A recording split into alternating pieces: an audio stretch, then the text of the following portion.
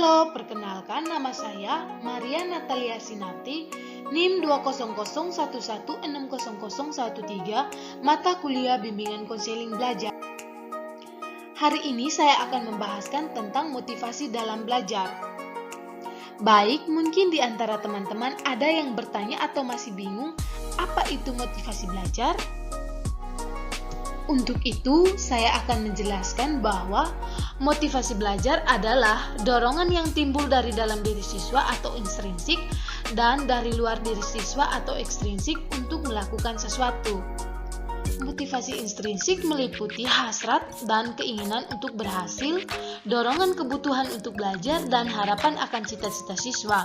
Sedangkan motivasi ekstrinsik yang meliputi adanya penghargaan, lingkungan belajar yang kondusif, kegiatan belajar yang menarik, dan adanya upaya guru dalam membelajarkan siswa.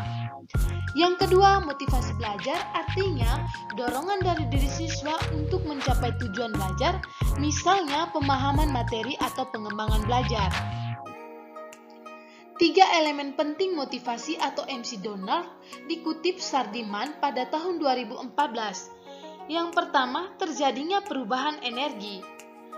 Bahwa motivasi itu mengawali terjadinya perubahan energi pada diri setiap individu dalam sistem neuropsikologikal yang ada pada organisme manusia karena menyangkut perubahan energi manusia, atau walaupun motivasi itu muncul dari dalam diri manusia, nah penampakannya akan menyangkut kegiatan fisik manusia.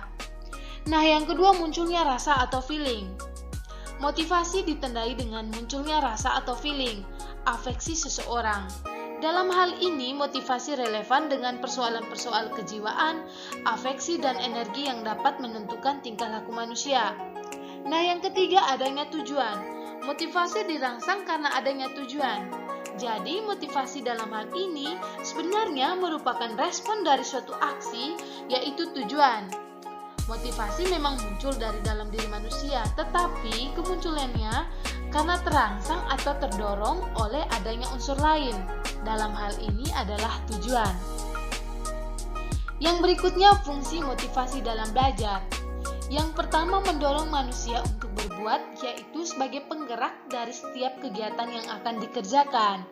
Nah, yang kedua, menentukan arah perbuatan, yaitu ke arah tujuan yang ingin dicapai. Yang ketiga, menyeleksi atau menentukan perbuatan yang harus dikerjakan guna mencapai tujuan, dengan menyisihkan perbuatan yang tidak bermanfaat bagi tujuan. Yang berikutnya, unsur yang mempengaruhi motivasi belajar. Yang pertama, cita-cita atau aspirasi siswa. Jadi, setiap siswa pasti memiliki harapan. Harapan dapat dikatakan sebagai cita-cita yang memiliki oleh seorang siswa. Nah, untuk mencapai cita-cita, siswa pasti akan berusaha untuk mencapainya. Yang kedua, kemampuan siswa. Keinginan seorang anak perlu dibarengi dengan kemampuan atau kecakapan untuk mencapainya. Nah, salah satu contohnya adalah seseorang anak yang mempunyai keinginan untuk membaca. Jadi, dapat dikatakan bahwa kemampuan akan memperkuat motivasi. Yang ketiga, kondisi siswa. Nah, kondisi siswa yang meliputi kondisi jasmani dan rohani mempengaruhi motivasi belajar. Nah, sebagai contohnya yaitu apabila seorang anak dalam keadaan sakit, maka dia tidak mau belajar. Nah, sebaliknya, setelah anak itu sehat, dia akan mengejar keterketinggalan belajarnya. Jadi, kondisi jasmani dan rohani siswa mempengaruhi motivasi belajar siswa. Baik, yang berikutnya, cara meningkatkan motivasi belajar siswa. Yang pertama, menggunakan metode pembelajaran yang tepat dan beragam. Nah, cara meningkatkan motivasi belajar siswa bisa dengan meragamkan metode pembelajaran. Hal ini bertujuan untuk menghilangkan kebosanan siswa saat berlangsungnya kegiatan belajar mengajar. Yang kedua, menjadikan siswa sebagai peserta didik yang aktif. Nah, cara selanjutnya adalah dengan membuat siswa menjadi aktif di kelas. Keaktifan siswa bisa mendorong dirinya untuk terus belajar dan semangat dalam memecahkan suatu permasalahan. Yang ketiga, sampaikan motivasi secara langsung. Nah, salah satu cara meningkatkan motivasi siswa adalah dengan memberikan motivasi, yaitu dengan menceritakan kisah sukses bapak atau ibu guru yang sudah menjadi pengalaman.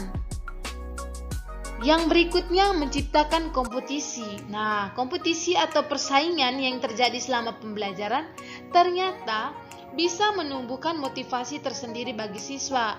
Melalui kompetisi, mereka akan saling membuktikan bahwa merekalah yang terbaik. Baik, itu saja pembahasan hari ini. Sekian dan terima kasih, dan semoga apa yang saya jelaskan hari ini dapat bermanfaat bagi kita semua.